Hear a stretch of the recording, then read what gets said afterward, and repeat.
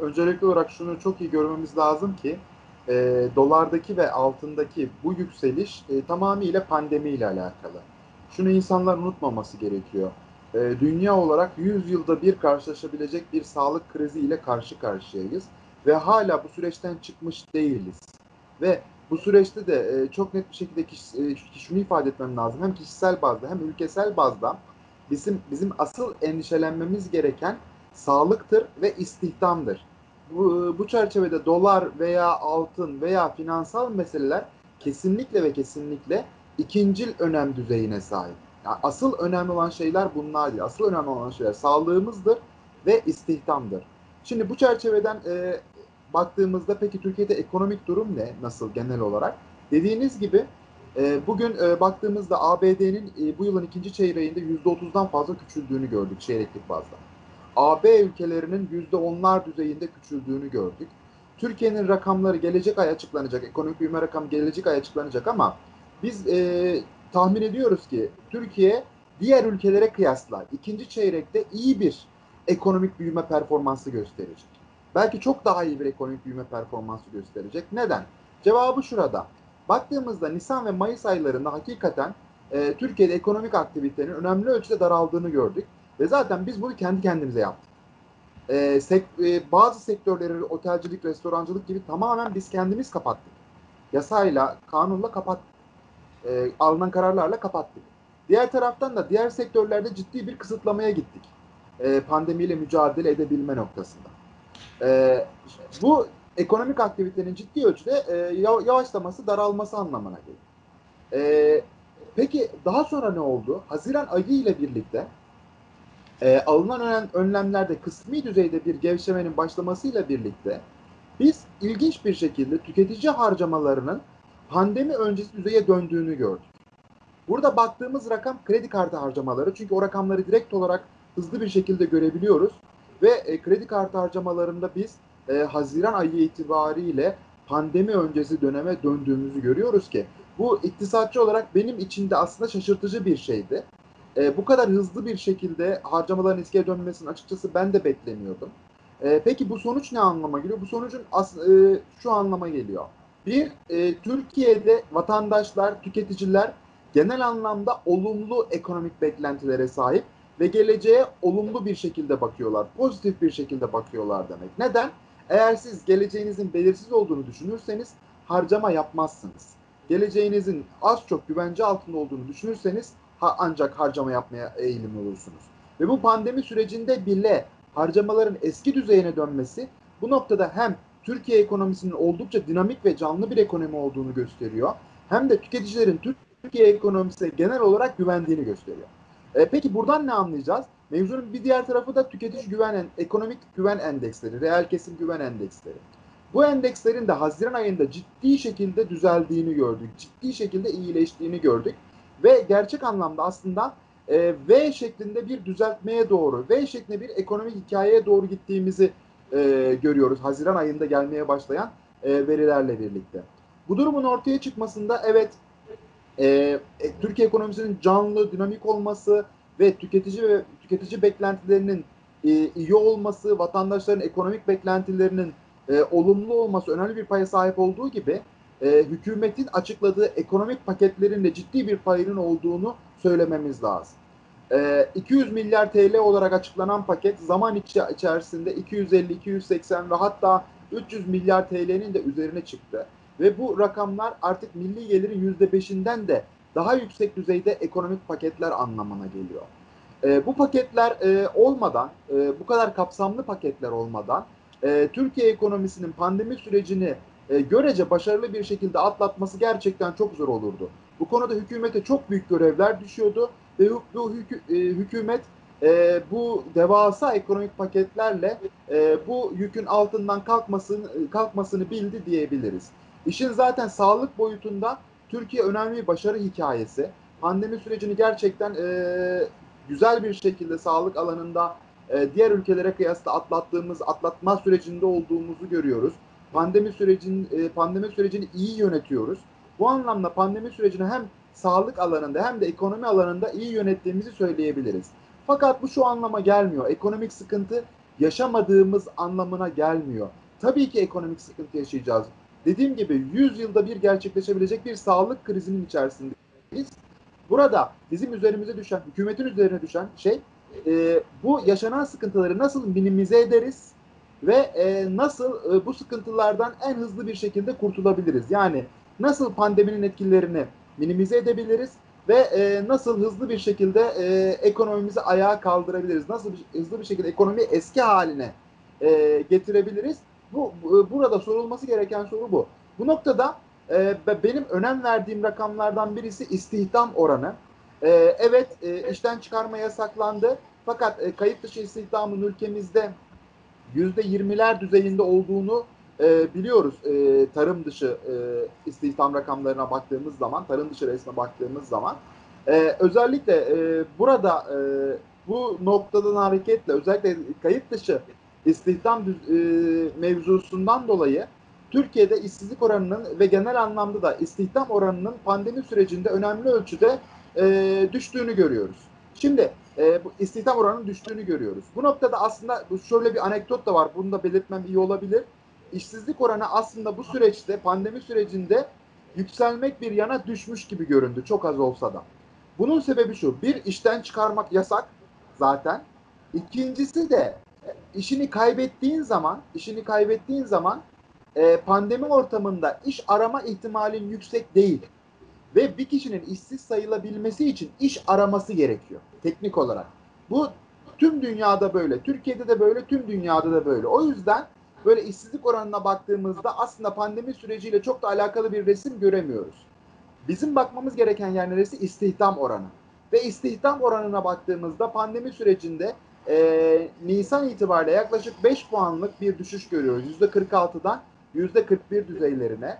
Bu diğer ülkelerle kıyaslandığında ve pandemi süreci hesaba katıldığında bunun normal düzeyler olduğunu söyleyebiliriz. Temennim ve zaten gerçekleşecek olan şey de büyük oranda şu.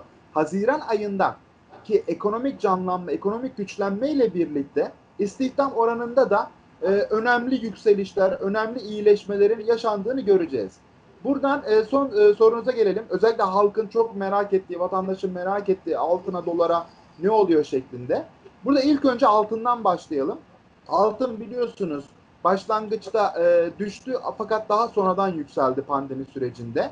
Bu noktada halkımızın şunu çok iyi bilmesi lazım. Genelde karıştırılan bir nokta var altın fiyatları ile ilgili olarak. Altının ons fiyatı dolar üzerindendir. Ve altının bizim gördüğümüz TL fiyatı yani gram altın, çeyrek altın fiyatı hem altının ons fiyatından etkilenir hem de dolar fiyatından etkilenir. Niye? Çünkü altın dolar olarak satılıyor.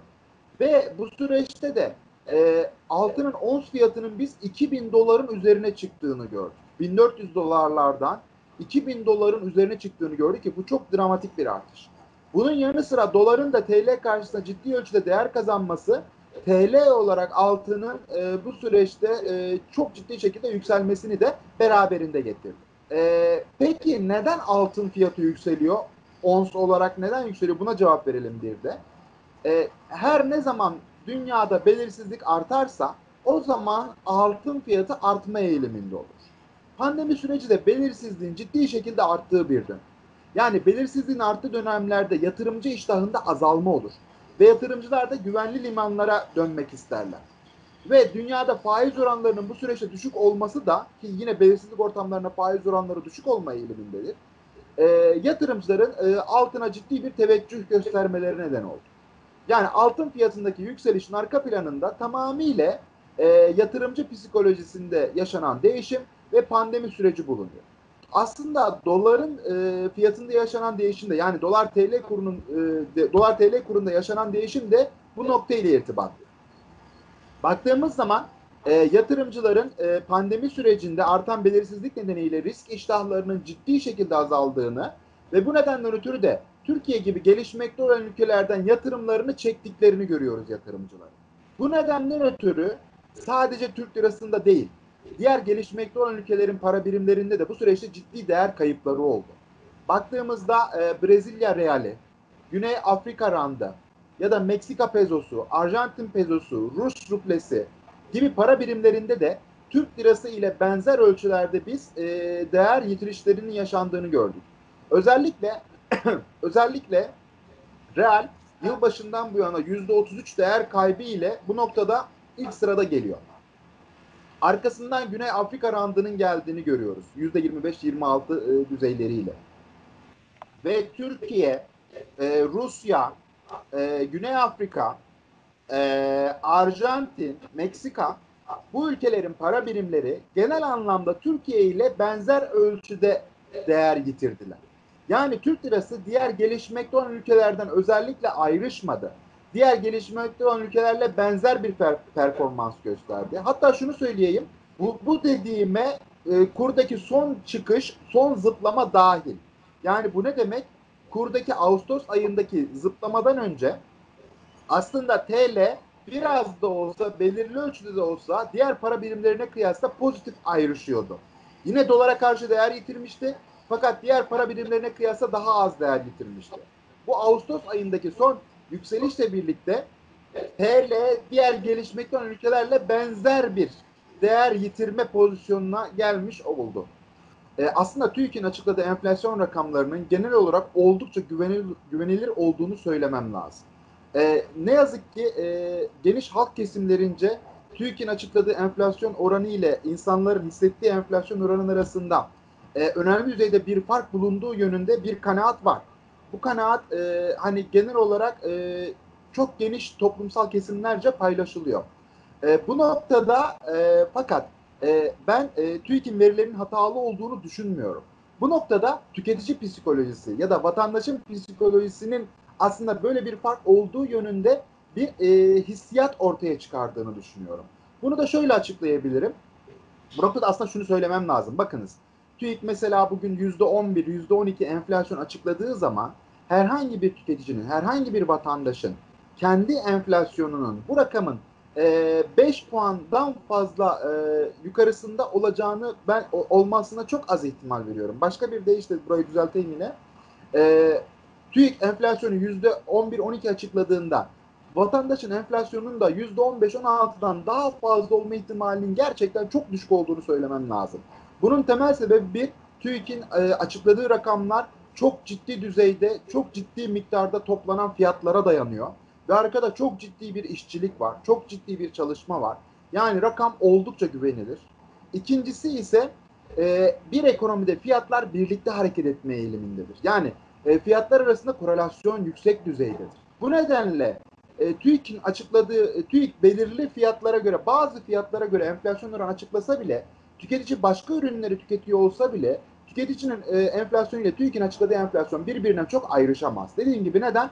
Çünkü fiyatlar birlikte hareket ediyor. Peki neden tüketiciler kendi enflasyonlarının yüksek olduğu hissine kapılabiliyor? Bu noktada mevzunun temelde psikolojik olduğunu düşünüyorum. Mesela sizin elektrik faturanız 100 liradan 150 liraya çıktığında, yani %50'lik bir size göre bir maliyet artışı olduğunda tüketici bu enflasyonun kendi enflasyonunun genel düzeyinin %10 olduğuna inanma ihtimali çok düşüyor. Neden? Çünkü gözünün önünde bir elektrik faturası var. Ya da mesela diyelim ki başka gözünün önündeki bir ürünün fiyatı yine %30-40 artmıştır. Bu tarz bir durumda tüketici enflasyonun %10, 11, 12 olduğuna inanma eğilimi düşük oluyor tüketicinin. Fakat rakamlara vurduğumuzda, yani ortalama bir tüketicinin mesela bir elektrik faturasında ya da işte ne diyelim bir cep telefonunun fiyatında ya da işte ne diyelim bir kirada bile önemli düzeyde bir fiyat artışı olduğu zaman aslında bunun tüketicinin genel bütçesine yansıma oranı pek yüksek olmadığından tüketicinin genel enflasyonu etkileme düzeyi de küçük kalıyor. Yani mesela şöyle düşünelim. Aylık 5.000 lira, aylık 5.000 TL gelir ve gideri olan bir hane halkında e, 100 liralık bir elektrik faturası, 100 liralık bir elektrik faturası ne yapıyor?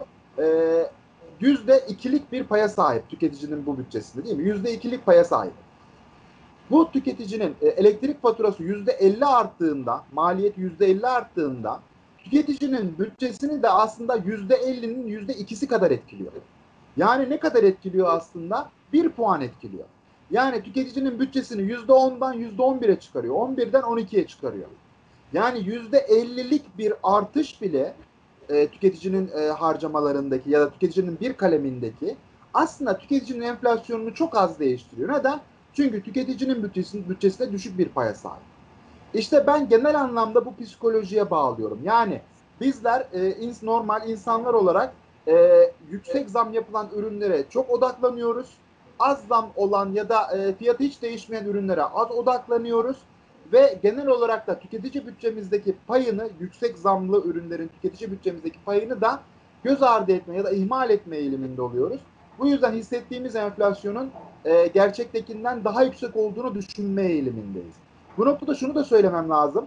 Mesela bakınız, enflasyonun %10 olduğu ortamda genel aslında tüketicilerin yaşadığı enflasyonun %30 olması gerçekten çok farklı çok daha başka bir ekonomik denkleme tekabül eder. Yani bunu aslında iliklerimize kadar hissederiz aslında. Bunu çok net vurgulamam lazım. Öyle bir şey hissetmiyoruz. Ve TÜİK'in açıkladığı enflasyon rakamlarının genel olarak oldukça güvenilir olduğunu, oldukça doğru sonuçlar verdiğini bir kez daha vurgulamak istiyorum. Bu anlamda vatandaşlarımız, tüketicilerimiz bu konuda içlerini rahatlatmak için şunu yapabilirler. Her ay hangi ürün grubuna ne kadar para harcadıklarını hesaplayabilirler ve bu noktada da harcamalarının aydan aya veya yıldan yıla ne kadar arttığını görebilirler. Ve bu şekilde de aslında harcamalarının öyle hissettiklerini düşündükleri kadar artmadığını net bir şekilde göreceklerdir. TÜİK'in enflasyon hesabı kadar o düzeylerde arttığını net bir şekilde göreceklerdir diye düşünüyorum. Şimdi ekonomik paketler dahilinde bu süreçte biz kredi faiz oranlarının, konut kredisi, otomobil kredisi faiz oranlarının ciddi şekilde düştüğünü gördük ve hatta tarihi şekilde çok düşük düzeylere geldiğini gördük. Yani ev almanın ya da araba almanın aslında maliyet açısından baktığımızda, kredi maliyeti açısından baktığımızda çok çok uygun olduğu, çok çok ucuz olduğu bir zaman dilimine girdik.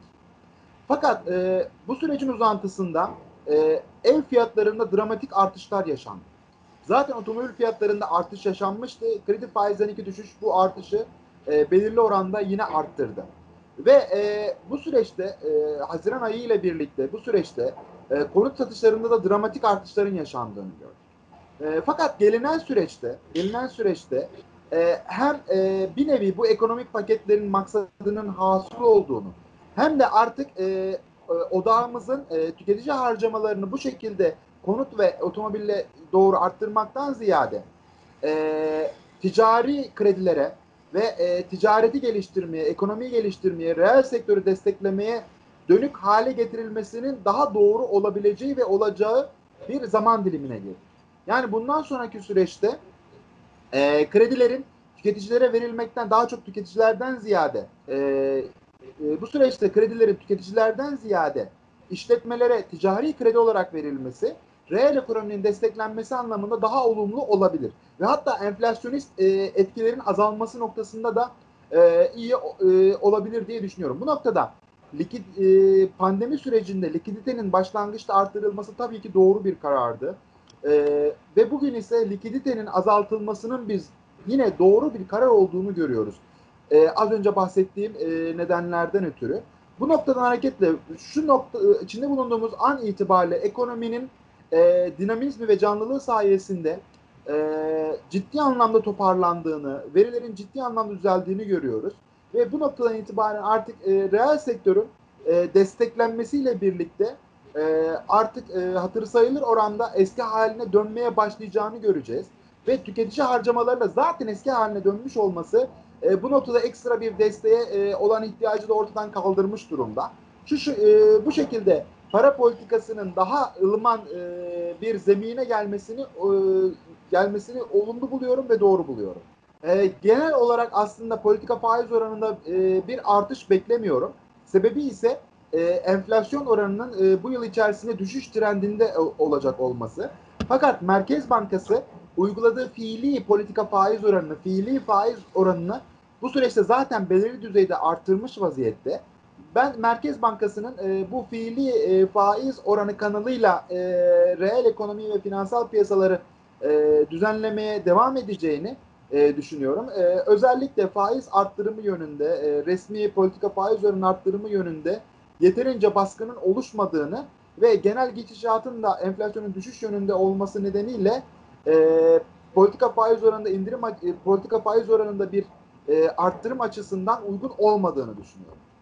Bu Hocam, noktada pandemiyi de unutmamamız gerekiyor. Şunu da vurgulamamız lazım. Evet, yaz aylarında görece daha rahat bir pozisyondayız. Ekonomik aktivitemiz önemli canlanmış durumda. Fakat daha sonraki süreçte ne olacağını bilmiyoruz. Sonbahar ve kış aylarında pandemide ikinci bir dalganın yaşanması durumunda şu ana kadar V şeklinde olan ekonomik gidişatımızın biz W'ya doğru dönmeye başladığını görebiliriz. Yani tekrardan bir karantina ortamına girebiliriz. Tekrardan benzer süreçler yaşanabilir. Bu noktada bu noktaların da hesaba katılarak daha uzun vadeli bir para politikası çerçevesinde ben Merkez Bankası'nın daha temkinli hareket edeceğini düşünüyorum.